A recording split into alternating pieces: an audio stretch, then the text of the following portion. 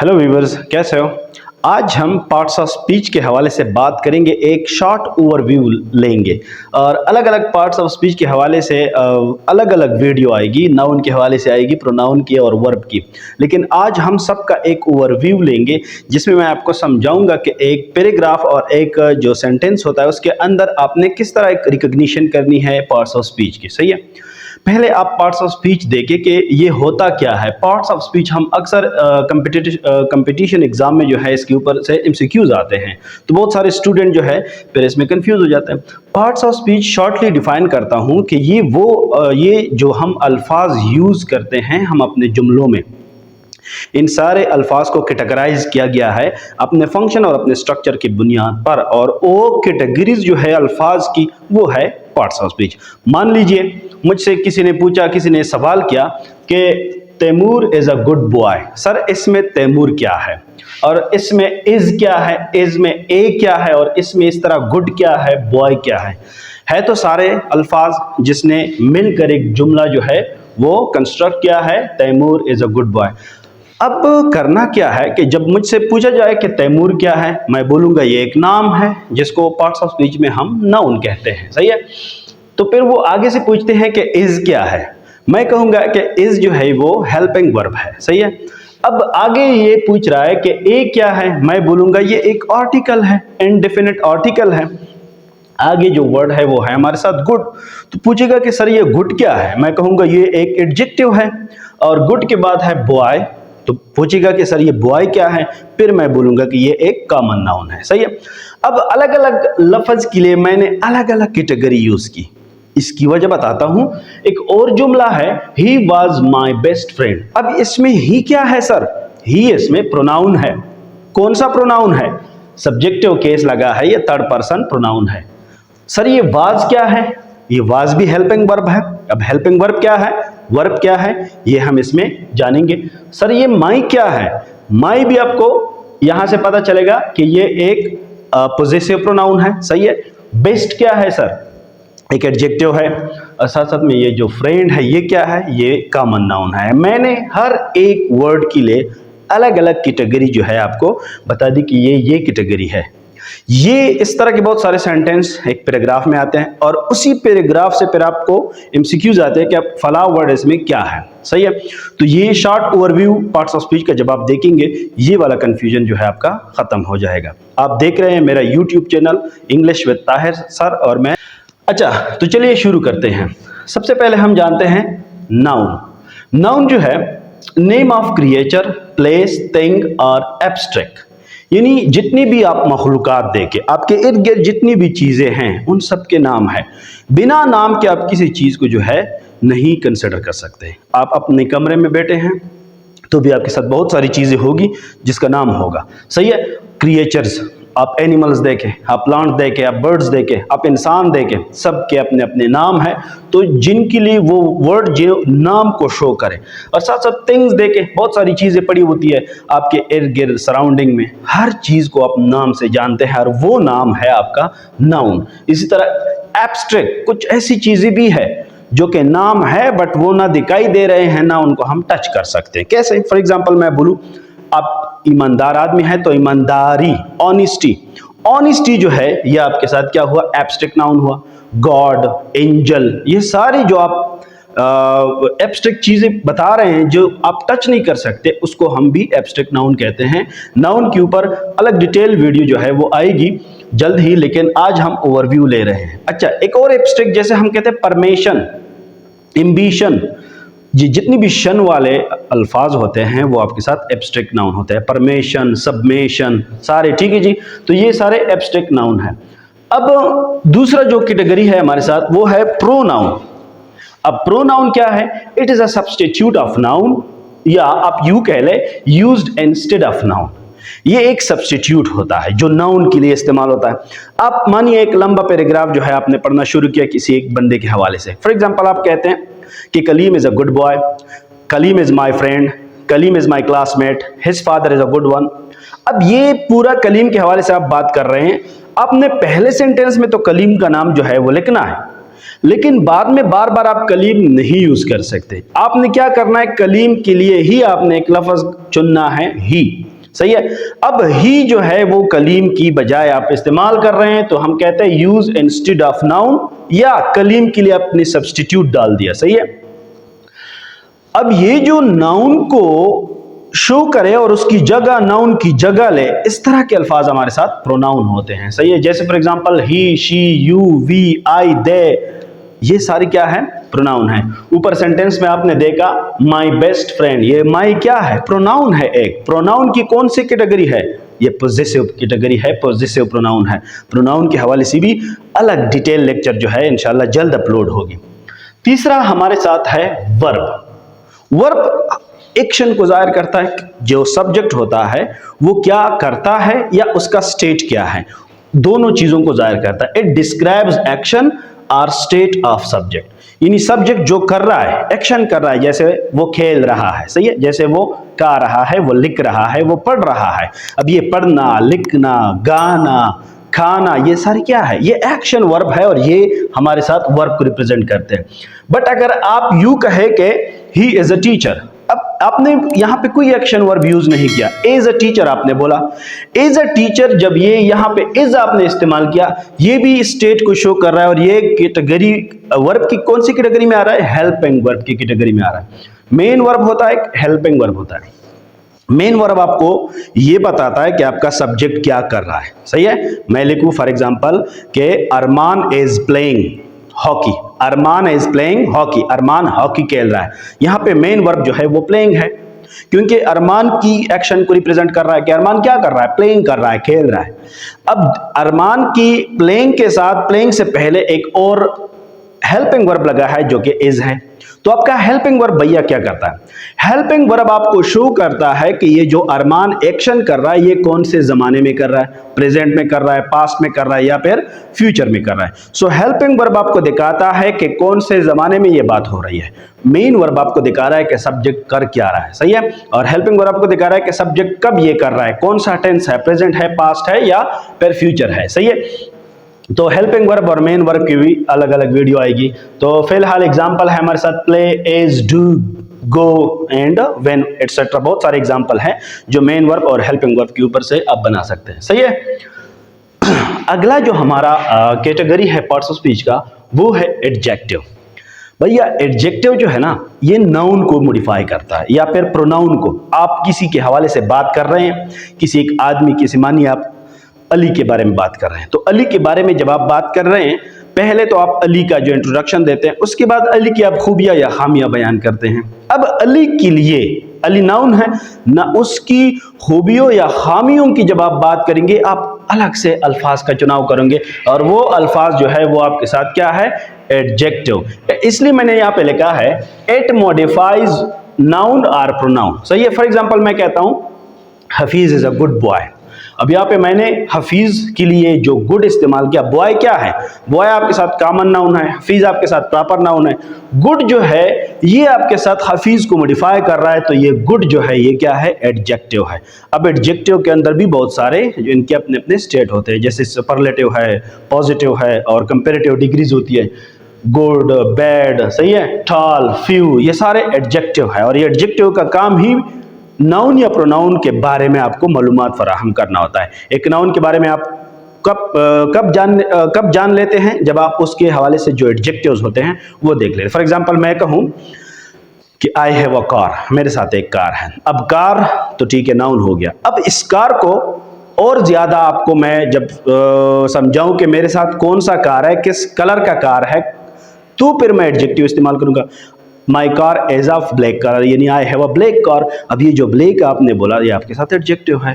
तो यूँ समझे कि जितने भी कलर्स आप सेंटेंस में इस्तेमाल करते हैं किसी भी चीज़ के लिए, येलो इस्तेमाल आया आपने जुमले के अंदर, ग्रीन आया, वाइट आया, रेड आया, ये जितनी भी कलर्स आपने भैया इस्तेमाल किए, कलर्स आपके साथ हमेशा एडजेक्टिव के लिए यूज होंगे। सही है।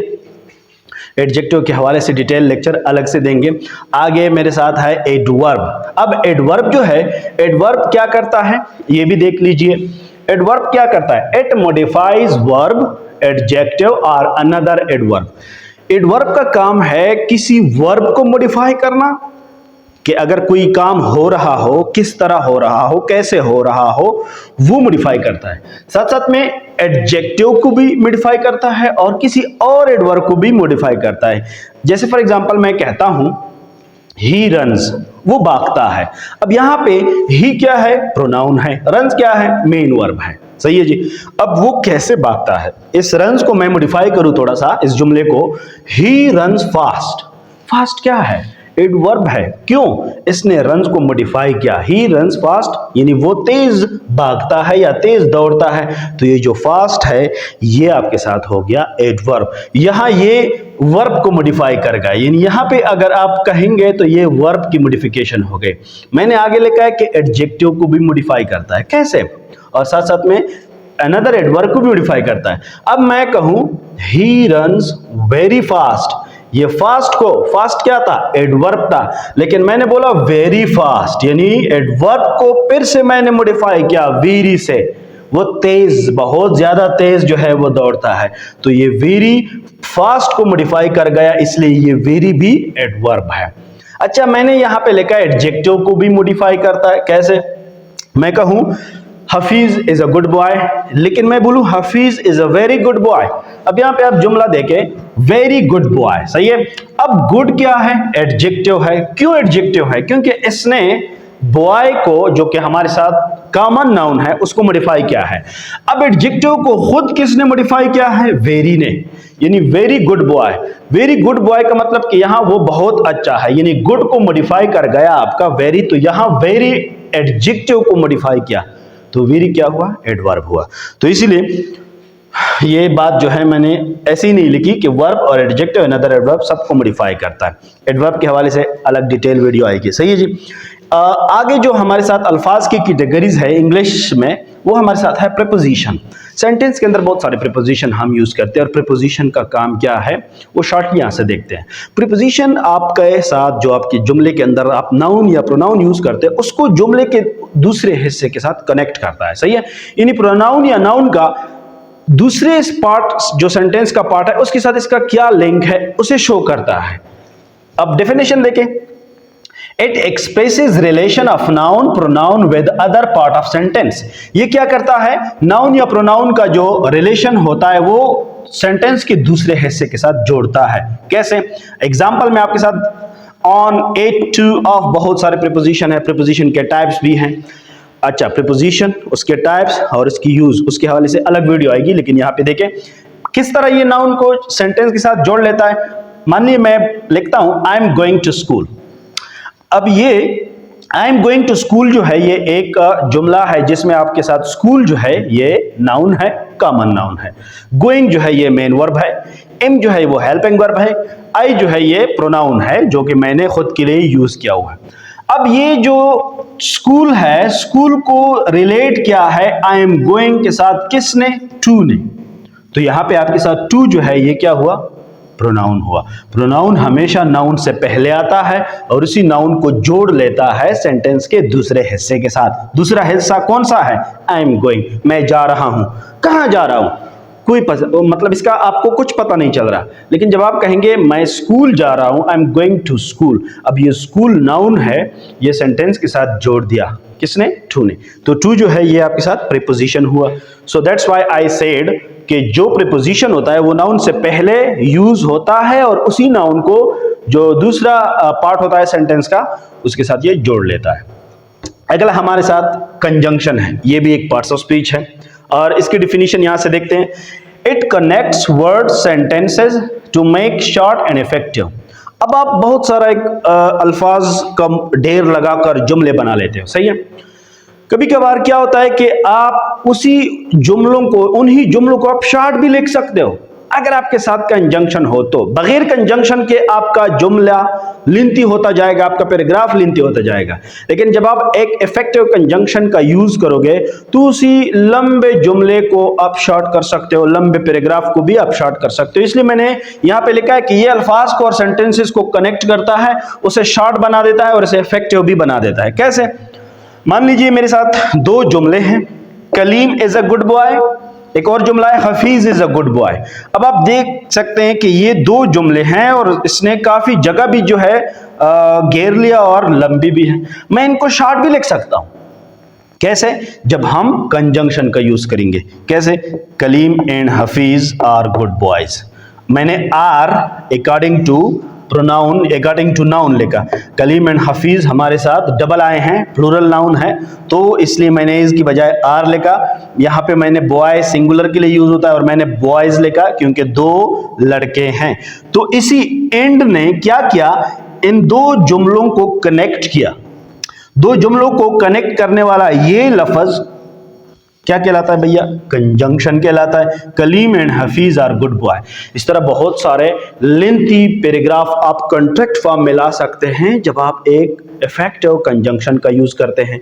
कंजंक्शन की दीगर एग्जांपल में हमारे साथ बट, नाउ, और, and, either, yet, so, after, बहुत सारे अल्फाज है। इसके हवाले से अलग वीडियो आएगी। अच्छा, नेक्स्ट जो हमारे साथ कैटेगरी है पार्ट्स ऑफ स्पीच का, वो है इंटरजेक्शन। इंटरजेक्शन क्या करता है? इसकी कोई ग्रामेटिकल वैल्यू नहीं होती, यानी ये आप नाउन या एडवर्ब या वर्ब की तरह इनके लिए आप इसकी यूज नहीं कर सकते। ये क्या करता है? ये हमारी जो सडन फीलिंग्स होती है, जब हम गुस्सा हो जाते हैं, जब हम हैरान हो जाते हैं, हम खुश हो जाते हैं, हमारी इंटरनल और सडन फीलिंग्स को जब हम शो करते हैं। अगर आप किसी को देख रहे हैं और वो आपको खुशी या गम या फिर किसी एक्सीडेंट का इजहार कर रहा है, तो उसके चेहरे से आपको पता चल जाता है कि वही ये जो है ये गुस्से में है या फिर ये हैरान हो गया या फिर खुश है बहुत। लेकिन लिखाई में आप क्या करेंगे? इंटरजेक्शन का आप सेंटेंस या उस लफ्ज के एंड में आप एक मार्क देखोगे, उसको कहते हैं एक्सक्लेमेशन मार्क। एक्सक्लेमेशन मार्क आपको इंटरजेक्शन वाले सेंटेंस बताता है।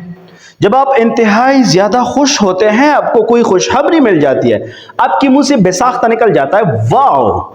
अब वाव के बाद आपने क्या करना है? एक्सक्लेमेशन मार्क लगाना है। इसी से पता चल जाएगा कि ये एक इंटरजेक्शन यूज हुआ है और ये आपकी सडन फीलिंग्स को शो कर रहा है। इसके अलावा जब कुछ अच्छा हो जाता है आपके साथ, ठीक है जी, और आप रियली में खुश हो जाते हैं, तो आप क्या करते हैं? That's great. अब दैट्स ग्रेट के बाद आपने एक्सक्लेमेशन मार्क लगाया। ये सारे इंटरजेक्शन के कैटेगरीज में आ रहे हैं। या फिर आप सरप्राइज हुए, किसी ने आपको एक अनबिलीवेबल गिफ्ट जो है वो दिया और आप बहुत ज्यादा खुश होते हो, तो आप कहते हो इट्स अमेजिंग। अब इट्स अमेजिंग इंटरजेक्शन के कैटेगरी में आया, सही है। या फिर कोई दुख की बात करे या फिर आप अचानक दुखी हो जाते हो या कोई आपके सामने कोई एक सडन फीलिंग्स आती है जो आपको इंतहाई सैड कर देती है, तो आप कहते हो हाउ सैड। अब हाउ सैड ये इंटरजेक्शन की कैटेगरी में आता है, सही है। तो एक्सक्लेमेशन मार्क जिन अल्फाज के बाद आप यूज करते हो वो आपके साथ होते हैं इंटरजेक्शन, सही है। इसके हवाले से भी वीडियो आएगी। लास्ट है हमारे साथ आर्टिकल्स। आर्टिकल्स आप ये मान लीजिए कि ये एक एडजेक्टिव की कैटेगरी है, क्योंकि एडजेक्टिव का काम क्या होता है? नाउन और प्रोनाउन को मॉडिफाई करना। और आर्टिकल भी भैया यही काम करता है, आपको बताता है कि एक नाउन डेफिनेट है या एक नाउन इनडेफिनेट है, सही है। हमारे साथ 3 आर्टिकल है इंग्लिश में, ए, एन, दी। इसको कैटेगराइज किया गया है। ए इन जो है वो इनडेफिनेट है और दी जो है ये डेफिनेट है। ये जो दी है इसको आप द भी कह सकते हो, इसको आप दी भी कह सकते हो, लेकिन इसके पीछे एक वजह है। कब आप इसको द बोलोगे, कब आप इसको दी बोलोगे। अब देख से एग्जांपल से, जब मैं बोलूंगा बुक तो मैं बोलूंगा द बुक, जब मैं बोलूंगा एंड तो मैं बोलूंगा द एंड। अब ये द और दी क्यों है, थोड़ा सा देखिए यहां, ये जो वावल साउंड है आपके साथ एंड, जब भी कोई आपने वावल साउंड वाले नाउन को यूज करना है तब उससे पहले आप बोलोगे दी। जब कॉन्सोनेंट साउंड वाले वावल की बात आएगी, कॉन्सोनेंट साउंड वाली वर्ड की बात आएगी, यानी नाउन, जैसे बुक है हमारे साथ ये कॉन्सोनेंट साउंड है, तो फिर आपने क्या यूज करना है? द यूज करना है। अलग डिटेल लेक्चर इसके हवाले से भी आएगी, लेकिन ये शॉर्ट ओवरव्यू था पार्ट्स ऑफ स्पीच के हवाले से, ठीक है जी। आप इनको 2-3 बार देखें, यहीं से आपका जो बड़ा मसला होगा वो हल हो जाएगा, सही है।